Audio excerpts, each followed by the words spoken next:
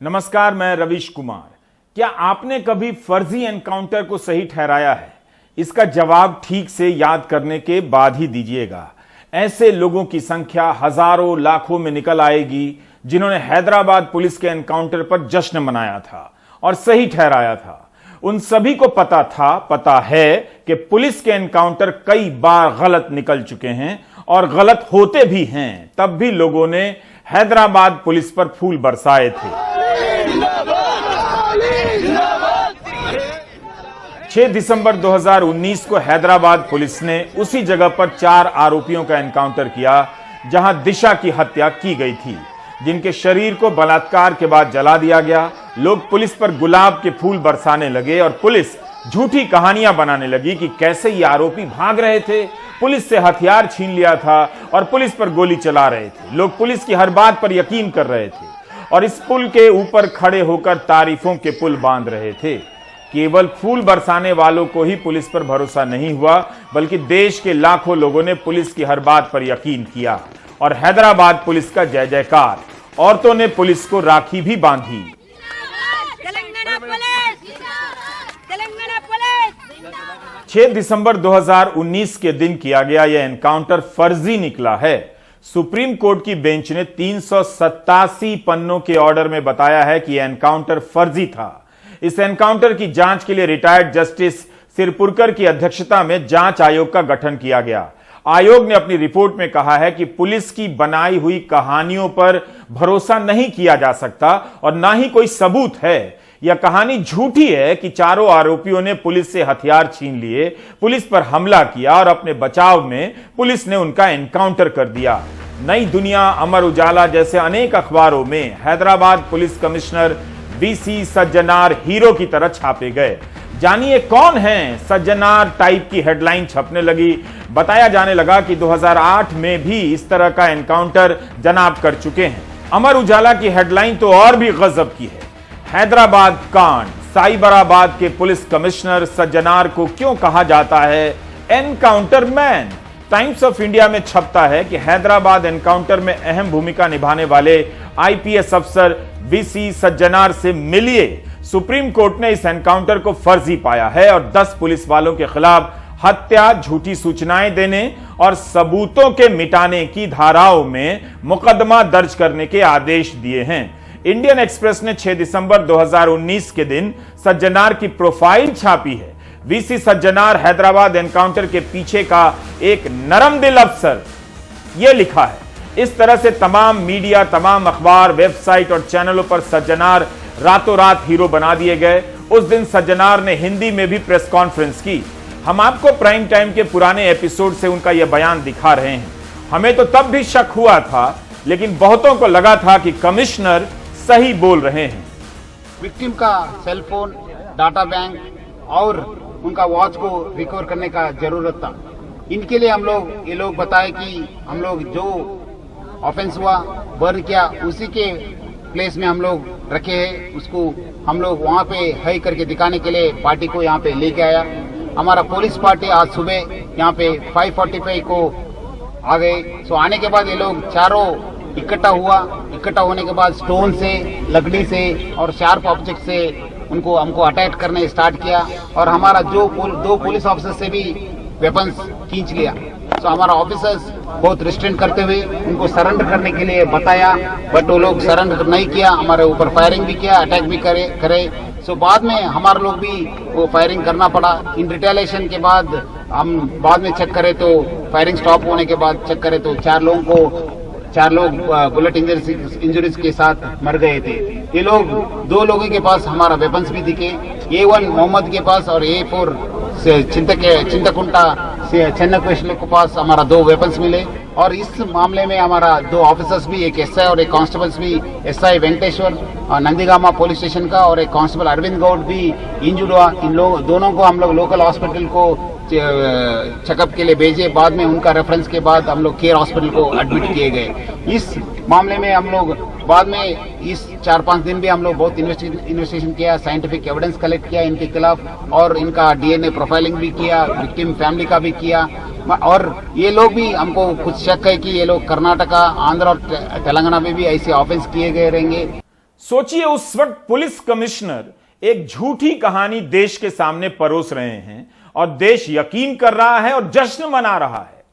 Justice Sirpurkar आयोग ने अपनी रिपोर्ट में लिखा है कि झूठी कहानी बनाई गई, फर्जी तरीके से एनकाउंटर किया गया। पुलिस कमिश्नर वीसी सज्जनार को मीडिया ने हीरो बनाया। उनकी तारीफ और बड़ी हो सके इसलिए कई जगहों पर गर्व से बताया गया कि 2008 में भी वीसी सज्जनार ने एसपी रहते हुए वारंगल जिले में ऐसा ही एनकाउंटर किया। सेम टू सेम कहानी।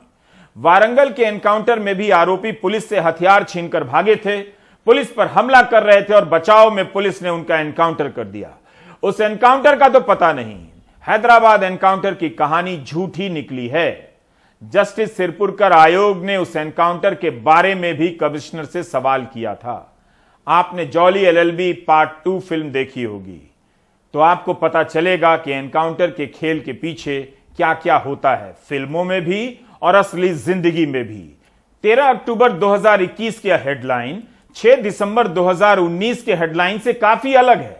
2019 में आईपीएस सज्जनार को एनकाउंटर मैन बताया जा रहा है। अक्टूबर 2021 की हेडलाइन देखकर हंसी आ सकती है। इसमें लिखा है तेलंगाना एनकाउंटर स्पेशलिस्ट, वही question mark, what's that says VC Sajjanar. खबर के भीतर आईपीएस वीसी सज्जनार कहते हैं कि वे ना तो एनकाउंटर के विशेषज्ञ हैं और ना इसका मतलब जानते हैं। कुछ समझ में आया आपको? कायदे से यही सवाल मीडिया को तब करना था, लेकिन मीडिया इन्हें एनकाउंटर मैन लिखकर हीरो बना रहा था। और जब मीडिया के बनाए गए इन हीरो साहब से सुप्रीम कोर्ट के आयोग ने पूछा कि मीडिया उन्हें एनकाउंटर स्पेशलिस्ट कहता है, क्या कभी उन्होंने इसका खंडन किया, मीडिया में बयान जारी किया? तब आईपीएस वीसी सज्जनार जवाब देते हैं उन्होंने ऐसा कोई बयान जारी नहीं किया और वे इस तरह के लेवल से सहमत भी नहीं।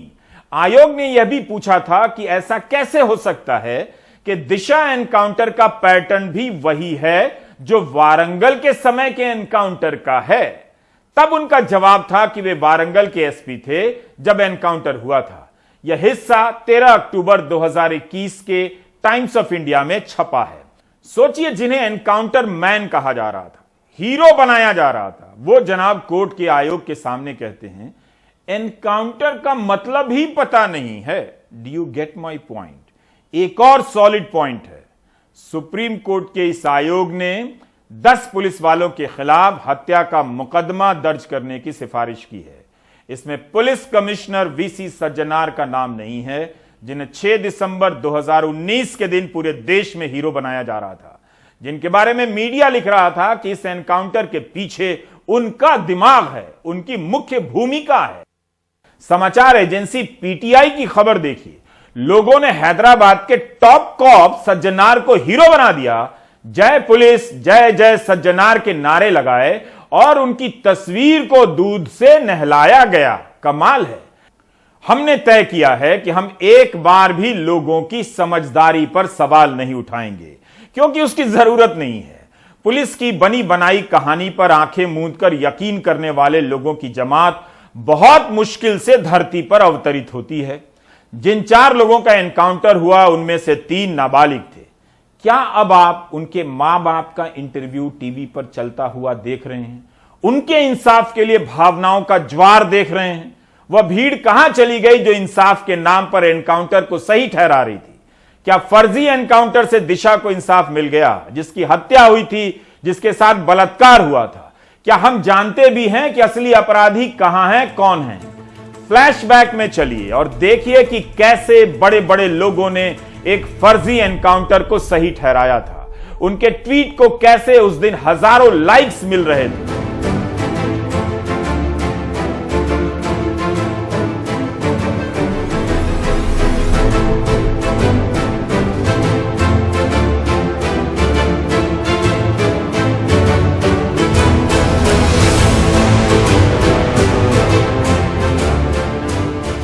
बैडमिंटन स्टार साइना नेहवाल का ट्वीट है, great work, #Hyderabad police we salute. Saina Nehwal के इस ट्वीट को 40,000 लाइक्स मिले। इसके 1 महीने के बाद साइना नेहवाल बीजेपी में शामिल हो जाती है। फिल्म अभिनेता अनुपम खेर ट्वीट करते हैं कि कांग्रेचुलेशंस एंड #जय हो to #Telangana police for shooting down the 4 rapists in an encounter. चलो, अब जितने भी लोगों ने ऐसा घिनौना अपराध करने वालों के खिलाफ आवाज उठाई थी, उनके लिए खतरनाक से खतरनाक सजा चाहिए थी। मेरे साथ जोर से बोलो हैशटैग जय हो। ये अनुपम खेर के ट्वीट हैं। इस ट्वीट को 51,000 लाइक्स मिले थे, 6,468 बार दोबारा रीट्वीट किया गया और 3,000 से ज्यादा कमेंट आए थे। क्या आप इनमें से नहीं हैं? ठीक से याद कीजिए। अनुपम खेर के ट्वीट पर महेश राबरी ने ट्वीट किया है कि आज कोई सबूत नहीं मांगेगा, ये बहुत पहले ही हो जाना चाहिए था, लेकिन अब जो एनकाउंटर का सबूत मांगे उसे भी एक गोली दे देना चाहिए। Hashtag Hyderabad police. देखिए लोग किस तरह से जोश में आकर सनकते हैं। आज का दिन हैदराबाद पुलिस के नाम ये वो लड़का लिखता है, hashtag salute to Hyderabad police. Anupam Kher के ट्वीट के जवाब में किसी श्वेता पंडित ने लिखा है कि काश चरखा की जगह गोडसे के बारे में पढ़ाया गया होता। देखिए किस बात को किस बात से मिलाकर आपकी क्या हालत की जा रही है। बीजेपी के सांसद और पूर्व केंद्रीय मंत्री राज्यवर्धन राठौर ने भी ट्वीट किया, लिखा कि हैदराबाद पुलिस को बधाई और कहा कि देश को पता चलना चाहिए कि बुराई पर अच्छाई की जीत हमेशा से ही होती रही। राज्यवर्धन राठौर के इस ट्वीट को 14,000 लाइक्स मिले, 2,357 रीट्वीट हुआ। क्या राठौर बताएंगे कि फर्जी एनकाउंटर से भी अच्छाई की जीत होती है? पब्लिक ओपिनियन का ऐसा बवंडर मचाया गया कि विपक्ष के नेता भी उसमें अपनी जगह बनाने लग गए। छत्तीसगढ़ के मुख्यमंत्री भूपेश बघेल से लेकर राबड़ी देवी और मायावती भी इसी तरह की बात करने लग जाती हैं और पुलिस की तारीफ होने लगती है। इस तरह से तमाम प्रभावशाली लोग जनता के कथित गुस्से का फायदा उठाते हुए, गुस्सा बनाते हुए माहौल के बीच में अपने लिए लाइक्स और रीट्वीट बटोरने के लिए अनगिनत लोगों के मन में यह बात पहुंचा देते हैं कि इस तरह से एनकाउंटर करना सही है। आम लोग भी बोलने लग जाते हैं एनकाउंटर सही है। कॉलोनी के व्हाट्सएप ग्रुप में जिन रिटायर्ड अंकिलों ने एनकाउंटर को सही ठहराया था, उन्हें इस प्राइम टाइम का लिंक भेजकर देखिए और पूछिए, आपको ग्रुप से बाहर कर देंगे। माहौल बनाने के लिए तरह तरह के सवाल पैदा किए जाते हैं कि आपकी बेटी के साथ होगा तो क्या करेंगे, लेकिन जिन माओं के चारों बच्चों का फर्जी एनकाउंटर हुआ उन्हें क्या जवाब देंगे? अब तो पता ही नहीं चलेगा कि वे बलात्कार के दोषी थे या नहीं। रामदेव का उस समय का बयान सुनिए, बता रहे हैं कि कैसे ऑन स्पॉट पुलिस और सेना को कार्रवाई करनी चाहिए। जो इस तरह के अपराधी होते हैं, कलंक होते हैं, जिनसे पूरा देश, धर्म, संस्कृति बदनाम होती है, उनके साथ, और जो आतंकवादी उनके साथ तो ऑन द स्पॉट हमारी पुलिस को, अर्धसैनिक बलों को और सेना को ऐसी कार्रवाई करनी चाहिए। जिन घटनाओं में संदेह नजर आता है उन घटनाओं को हमें आगे कोर्ट में ले जाना चाहिए। उसके ऊपर जो भी कानूनी प्रक्रिया है, उसमें एविडेंस हैं, उसके आधार पर कानूनी जो प्रक्रिया है उसका रास्ता अपनाना चाहिए। ऑन स्पॉट गोली मार देने के पीछे की राजनीति को ठीक से समझिए। अलग अलग समय में इस राजनीति के अलग अलग पैटर्न होते हैं। जब आरोपी अल्पसंख्यक समुदाय का होता है तब तो भीड़ तुरंत ही तैयार कर बड़ी कर दी जाती है गोदी मीडिया आईटी सेल के जरिए कि ऑन स्पॉट ही फैसला होना चाहिए। पुलिस के एनकाउंटर पर सवाल कर दीजिए तो आपको ही अपराधी बताया जाएगा और अब तो उस भीड़ की जरूरत भी नहीं, उसके आने से पहले बुलडोजर आ जाता है। विपक्षी दलों की सरकार के राज्य में आरोपी किसी भी समुदाय का हो, बलात्कार की हर घटना पर तुरंत फांसी देने का दबाव बनाया जाता है और विपक्षी दलों की सरकारें भी वही भाषा बोलने लग जाती हैं। लेकिन जब ऑन स्पॉट फांसी और एनकाउंटर की बात करने वालों की सरकार के राज्य में बलात्कार होता है, तब यही बात कहने पर कहा जाता है कि राजनीति नहीं होनी चाहिए। विपक्ष को जाने से रोका जाता है और यही नहीं, पीड़िता के शव को आधी रात के बाद पुलिस की सुरक्षा में जला दिया जाता है। हैदराबाद एनकाउंटर में पुलिस की वाहवाही करने वाले लोग भूल जाते हैं क्योंकि आरोपी के समाज के लोग पंचायत करने लगे थे और उनका भी एक वोट बैंक है। मीडिया उस पंचायत को कवर करने लग जाता है। यूपी के हाथरस कांड की रिपोर्टिंग भी कभी फ्लैशबैक में जाकर देखिएगा। 6 दिसंबर 2019 के दिन एनकाउंटर का पूरे देश में जश्न मनाया गया। एनकाउंटर की कहानी पर आंखें मूंद कर यकीन किया गया और इससे बने माहौल का फायदा उठाते हुए यूपी पुलिस भी ट्वीट कर बताने लग जाती है कि उसने कितने एनकाउंटर किए हैं। यह पुलिस का ही ट्वीट है 6 दिसंबर 2019 का, जिसमें लिखा है, जंगल राज अब अतीत की बात हो चुका है। 2 साल में 103 अपराधी मारे गए हैं, 1859 घायल हुए हैं, 5178 पुलिस वाले भी घायल हुए हैं। असम में भी एनकाउंटर का ऐसा चलन बढ़ गया। कई एनकाउंटरों पर सवाल उठे हैं और हाईकोर्ट के सामने उन्हें चुनौती दी गई है। जस्टिस सिरपुरकर आयोग ने अपनी रिपोर्ट में लिखा है कि अभियुक्तों पर जानबूझकर इस तरह से गोलियां चलाई गईं ताकि वो मर जाएं। इसके कोई सबूत नहीं कि वे हथियार छीनकर भाग रहे थे, पुलिस पर हमला कर रहे थे। आयोग की रिपोर्ट पढ़ने से पता चलता है कि हैदराबाद का एनकाउंटर केवल एनकाउंटर के मामले में ही फर्जी नहीं था। आपके स्क्रीन पर उन परिवारों के घर के वीडियो आते जाएंगे जिनके बच्चों को फर्जी एनकाउंटर में मार दिया गया। इन साधारण घरों के बच्चों को पुलिस उठाकर ले जाती है, एनकाउंटर कर देती है। गोदी मीडिया और ट्विटर के जरिए समाज का बड़ा हिस्सा खून का प्यासा हो जाता है और एनकाउंटर का जश्न मनाता है। क्या वह वहशी समाज, बदहवास नेता इनके घरों पर जाकर प्रायश्चित करेंगे? जस्टिस सिरपुरकर आयोग की रिपोर्ट में अभियुक्तों के परिवार वालों के बयान हैं। इनमें कुछ का कहना है कि गिरफ्तारी के वक्त नहीं बताया गया कि क्यों गिरफ्तार किया जा रहा है, ना ही कोई वारंट या मेमो दिखाया गया। कुछ के माता पिता का कहना है कि उन्हें तो टीवी न्यूज से पता चला कि क्या हुआ है। मोहम्मद आरिफ, जोल्लू शिवा, जोल्लू नवीन, चिंता कुंता, चन्ना केशवालू में से 3 लोग नाबालिग थे। फिर भी पुलिस ने वाहवाही लूटने के लिए बालिग बताकर इनकी तस्वीरें मीडिया में जारी की। आयोग ने अपनी जांच में पाया है कि पुलिस ने जानबूझकर जानकारी छिपाई, जबकि पुलिस को भी शक था कि इनमें से 2 नाबालिग थे। आयोग ने काफी विस्तार से बताया है कि कैसे पुलिस ने उनके स्कूल जाकर डेट ऑफ बर्थ पता करने की कोशिश की, लेकिन तब भी नाबालिग वाली जानकारी को दबा दिया गया। आयोग की रिपोर्ट में एनकाउंटर के अलावा जांच और आरोपियों की पहचान को लेकर भी गंभीर सवाल उठाए गए हैं। एनकाउंटर में मारे गए 4 लोगों की पहचान पी श्रीनिवास रेड्डी ने की, जो उस लॉरी का मालिक है जिस पर यह काम करते थे। आयोग ने रिकॉर्ड किया है कि पुलिस ने कहा कि एक अभियुक्त नवीन कुमार श्रीनिवास रेड्डी के साथ काम करता है, लेकिन बाद में श्रीनिवास रेड्डी कहते हैं कि नवीन को जानते ही नहीं। इससे तो नवीन की गिरफ्तारी पर ही गहरा संदेह पैदा होता है।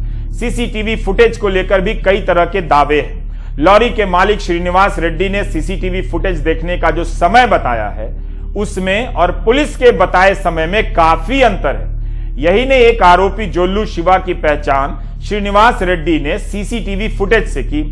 आयोग ने लिखा है कि पुलिस ने उस सीसीटीवी फुटेज को कई घंटे बाद बरामद किया, श्रीनिवास रेड्डी के बयान के कई घंटे बाद। मतलब जब फुटेज पुलिस के पास ही नहीं था, तब श्रीनिवास रेड्डी ने कैसे देखकर बता दिया कि वह शिवा है।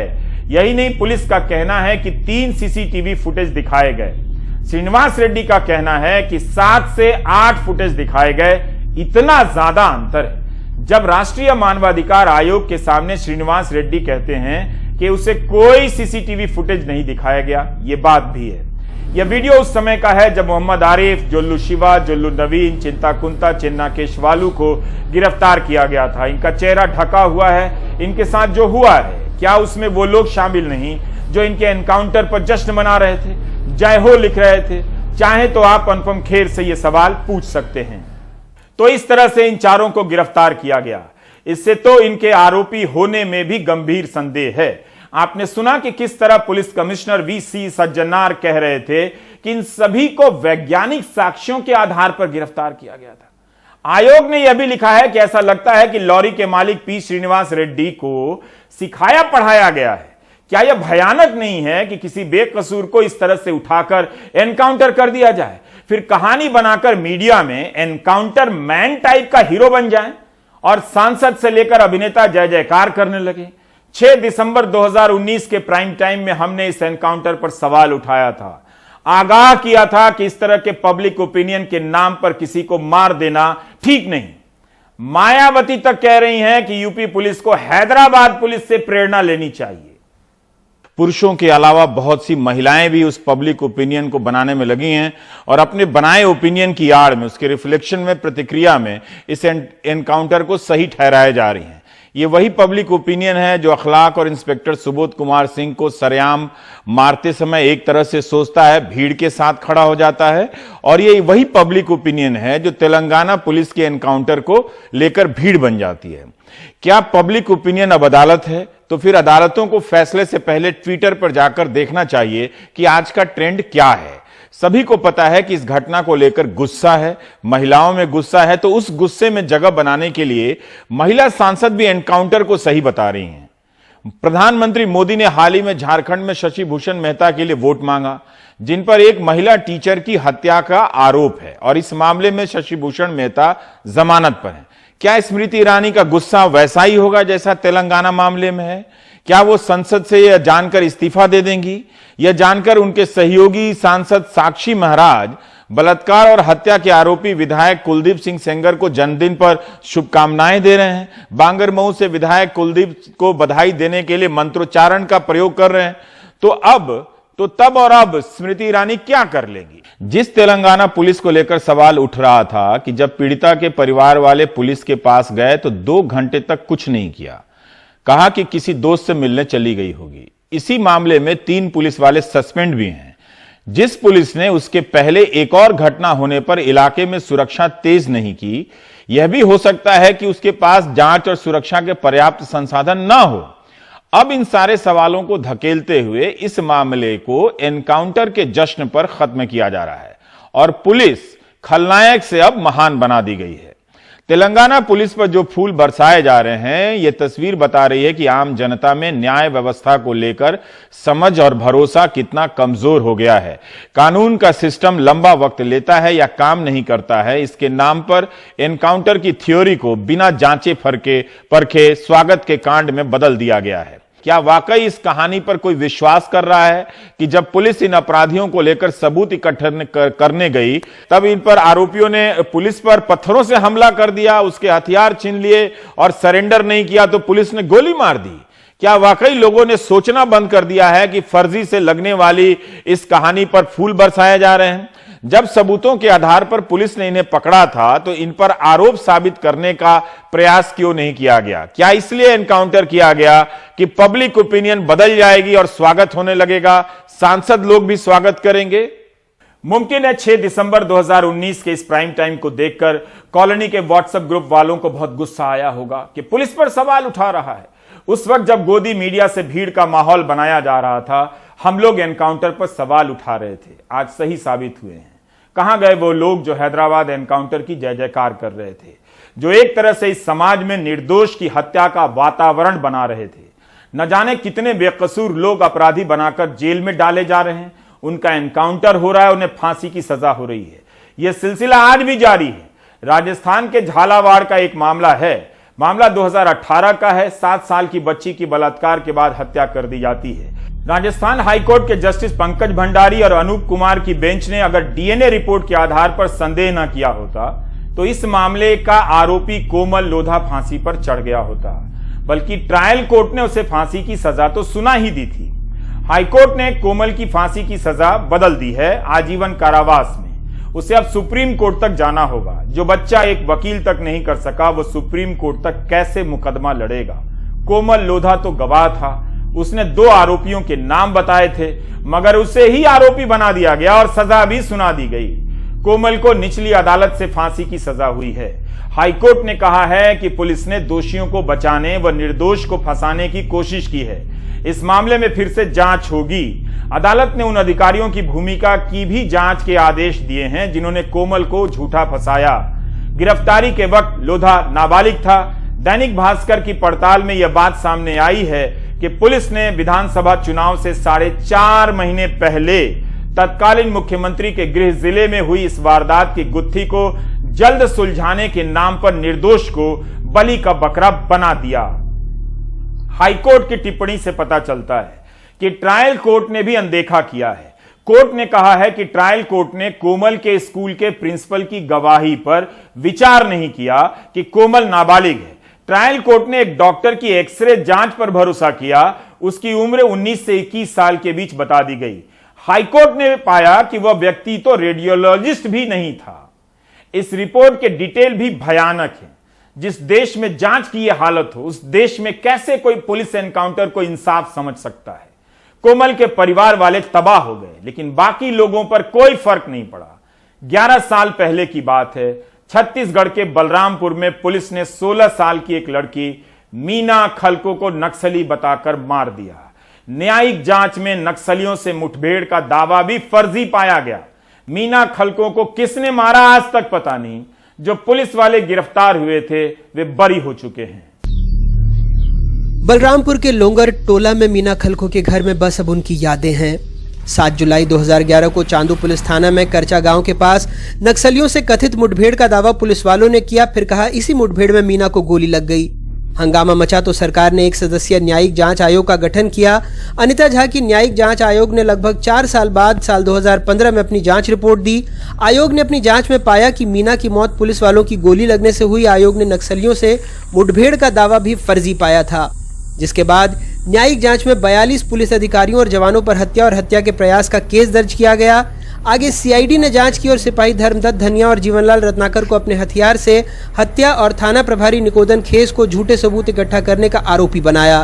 धर्मदत्त एनएसजी में तैनात हैं। जीवनलाल प्रमोशन के बाद हवलदार बन गए। थाना प्रभारी निकोदन खेस की मौत हो गई। अब मीना के परिवार के इंसाफ की आस भी टूट गई है।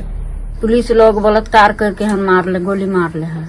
बलात्कार हूँ करला तले कह दिला कि नक्सली रहे मार मुआ के याद आओ थी तबे ने ऐसा हो कि हम बैठ गई इसने रही उधर। अपने सहेली के घर घूमने गई थी।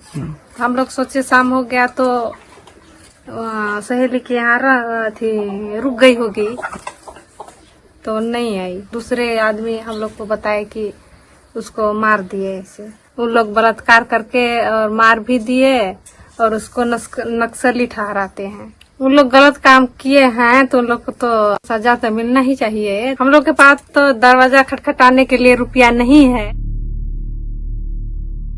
हैरानी यह है कि अदालत ने अपने फैसले में आरोपियों को रिहा तो कर दिया, लेकिन जांच को घटिया बताते हुए कहा इस प्रकरण में विवेचना समय से ही विवेचना कार्यवाही निम्न स्तर की रही है।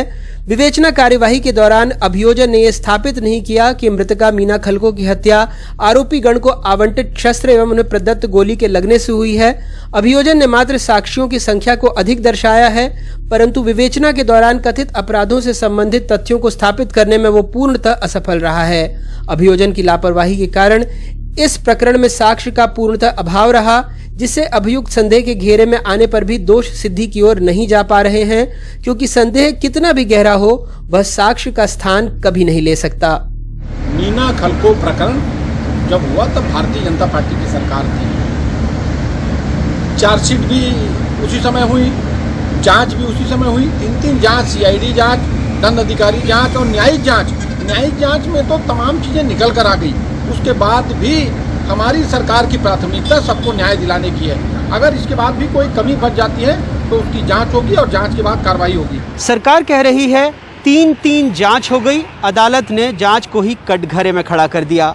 कहा संदेह है लेकिन जांच एजेंसी साक्ष्य नहीं जुटा पाई।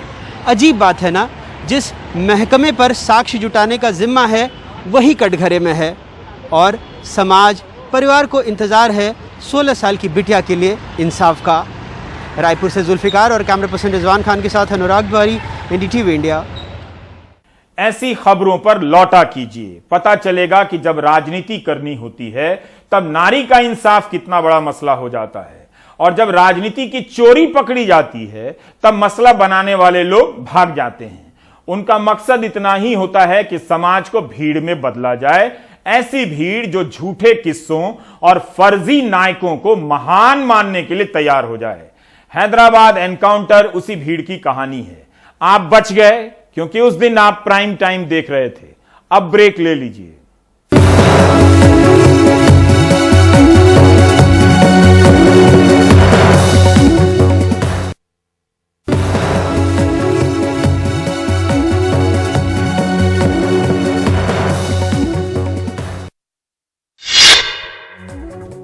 सुप्रीम कोर्ट के आदेश पर वाराणसी के ज्ञानवापी परिसर विवाद की सुनवाई सोमवार को जिला जज की अदालत में शुरू हुई। संक्षिप्त सुनवाई के बाद जज ने कहा ये कल वो ये फैसला सुनाएंगे कि ये पूरा मामला कैसे सुना जाए। दरअसल जिला अदालत के सामने कई याचिकाएं हैं। एक याचिका 5 महिलाओं ने दायर की है, जिनका कहना है कि उन्हें मस्जिद के भीतर श्रृंगार गौरी की पूजा करने की रोज इजाजत मिले। इस याचिका को रद्द करने की मांग मुस्लिम पक्ष ने की है। वो 1991 के प्लेसेस ऑफ वर्शिप एक्ट यानी पूजा स्थल अधिनियम का हवाला दे रहा है। सुप्रीम कोर्ट ने कहा है कि पहले यही तय हो कि इस कानून के तहत सुनवाई होनी चाहिए या नहीं, तो मंगलवार को सबसे पहले इसी पर फैसला आएगा। 4 देशों भारत, अमेरिका, जापान और ऑस्ट्रेलिया के संगठन क्वाड की शिखर बैठक सोमवार से जापान में शुरू हुई। प्रधानमंत्री नरेंद्र मोदी बैठक में हिस्सा लेने के लिए जापान के 2 दिन के दौरे पर हैं। अमेरिका के राष्ट्रपति जो बाइडेन, ऑस्ट्रेलिया के नवनिर्वाचित प्रधानमंत्री एंथनी अल्बनीज और मेजबान जापान के प्रधानमंत्री फूमियो किशिदा अपने अपने देशों के प्रतिनिधिमंडलों की अगुवाई कर रहे हैं। पहले दिन प्रधानमंत्री मोदी ने जापान के 34 कंपनियों के बड़े कारोबारियों और सीईओज के साथ बैठक की। भारत और जापान ने अगले 5 साल में भारत में 5 ट्रिलियन येन के जापानी निवेश का लक्ष्य तय किया है। क्वाड सम्मेलन के दौरान अमेरिका के राष्ट्रपति जो बाइडेन ने एशिया प्रशांत क्षेत्र में एक बड़ी और नई आर्थिक व्यापारिक पहल के तहत Indo Pacific economic framework for prosperity को लॉन्च किया। बाइडेन ने कहा कि 13 देशों ने IPEF का हिस्सा बनना तय किया है। इस पहल से एशिया प्रशांत क्षेत्र में चीन के बढ़ते विस्तार के मुकाबले इस पहल को देखा जा रहा है। केंद्र सरकार ने लापता सरकारी कर्मचारियों के मामले में फैमिली पेंशन के नियमों को कुछ उदार बनाया है। अभी तक लापता सरकारी कर्मचारियों के परिवारों को तब तक फैमिली पेंशन नहीं मिल पाती थी जब तक कि वो मृत घोषित न कर दिए जाएं या उन्हें लापता हुए 7 साल न गुजर जाएं। ऐसे में इन कर्मचारियों के परिवारों के लिए गुजर बसर करना काफी मुश्किल हो जाता था। आतंकवाद प्रभावित इलाकों जैसे जम्मू कश्मीर और उत्तर पूर्व के कई इलाकों और नक्सल प्रभावित इलाकों में कई सरकारी कर्मचारी लापता हो जाते थे तो उनके परिवारों को काफी दिक्कतों का सामना करना पड़ता था। लेकिन नए आदेश के मुताबिक अगर नेशनल पेंशन सिस्टम के तहत कवर कोई सरकारी कर्मचारी नौकरी के दौरान लापता होता है तो उसके परिवार को तुरंत फैमिली पेंशन का लाभ दिया जाएगा और अगर वो कर्मचारी मिल जाता है और नौकरी शुरू कर देता है तो फैमिली पेंशन के तौर पर दी गई रकम बाद में उसके वेतन से धीरे धीरे काटी जा सकती है। केंद्रीय कार्मिक मंत्री जितेंद्र सिंह ने कहा कि नए सरकारी आदेश से कई परिवारों को बड़ी राहत मिलेगी। आप देख रहे थे प्राइम टाइम। नमस्कार।